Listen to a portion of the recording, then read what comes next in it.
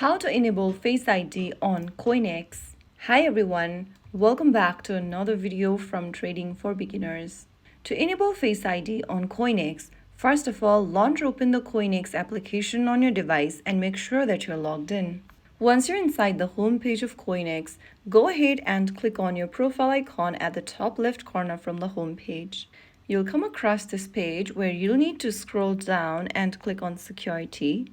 Inside Security, go to Login Management tab and toggle on the button right next to Face ID. Now, go ahead and enter your current login password for CoinEx on the next page and click on Confirm to end up in the next page.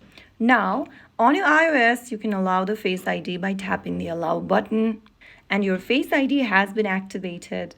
You can choose when you want your device to auto-lock by tapping on the auto-lock option and choose the time duration from the menu.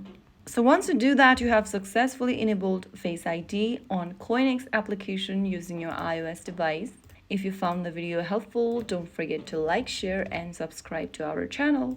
I will see you again in the next video. Stay tuned and thanks for watching.